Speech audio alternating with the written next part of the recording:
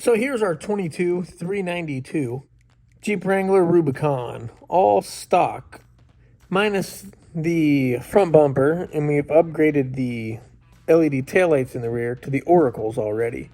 The front bumper we sold right away, so we stuck this fishbone on here to tidy us over until our Huck off-road bumper comes in.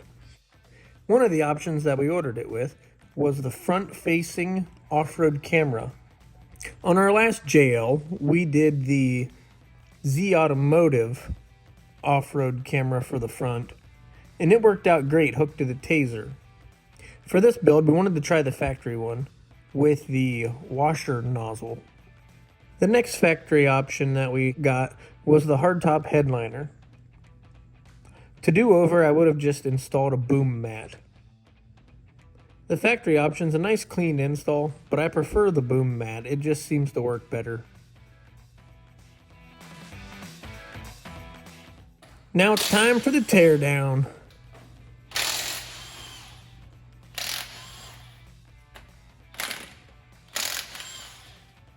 The beadlock capable 392 wheels sold in about a day on Marketplace.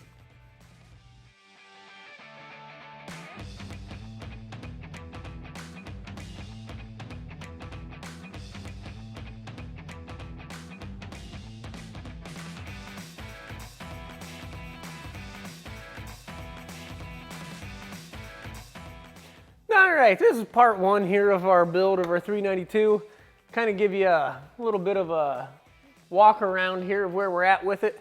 This is a 22 392 that we ordered. It's got no miles on it. Came in off the truck and we started building on it.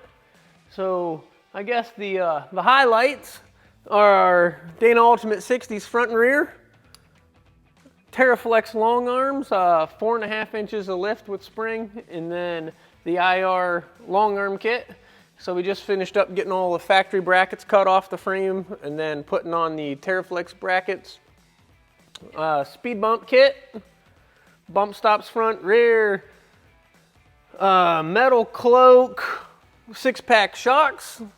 Got the Steer Smarts Yeti drag link and tie rod assembly, bolt on. No drill, everything bolts right up. It's basically a JK lower tie rod, and then a bottom of the drag link is JK and the top is JL, so it puts it all together for you. And for right now, we've got the Metalcloak fender chop kit installed here, which allows you to get this big old extra lip out of the fender, get rid of this big old inner fender in here, open up a ton of room, and then you get a bracket kit that goes up here, gives you a front marker light and a side marker light. Still has your factory LED turning signal function. But we're gonna try running these fenders at first, and if we like them, we'll keep them, and if we don't, we'll find something else. And then we can go up.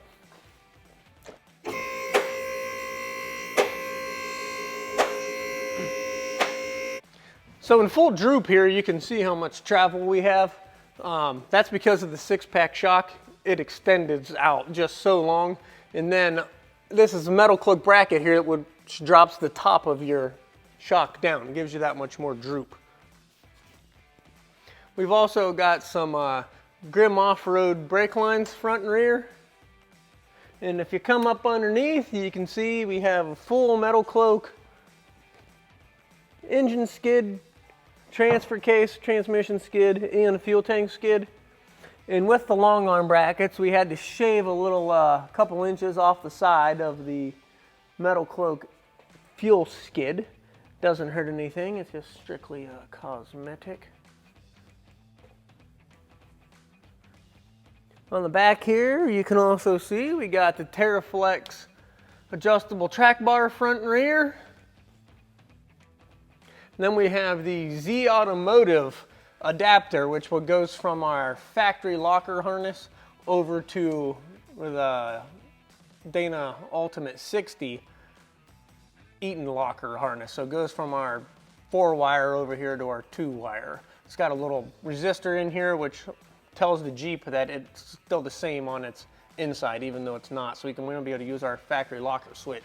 We've also got TeraFlex adjustable bump stops in the rear. Right now we've got quite a few inches in there. We're hoping to take some out. once we get it on the ground. No back bumper right now. We're waiting on the Huck off-road bumpers to come in, but we sold our factory bumpers already, our factory tires and wheels. They are gone. We're also waiting on our Metalcloak inner wheel wells, which should be here any day. And our wheels are off at powder coat. They're supposed to be here later today. Then we can get it on the ground and get our measurements called in for our Tom Woods drive shafts coming out of Utah. So that's where we're at right now.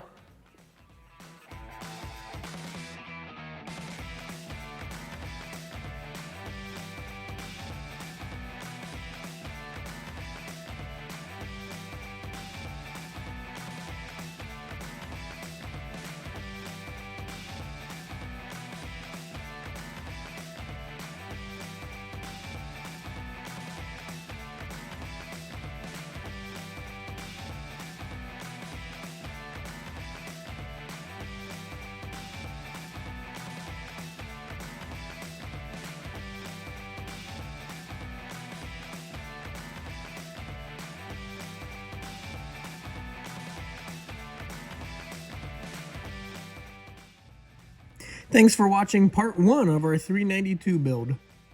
Like and subscribe and hit notifications so you can see when we post part 2 of the 392 build.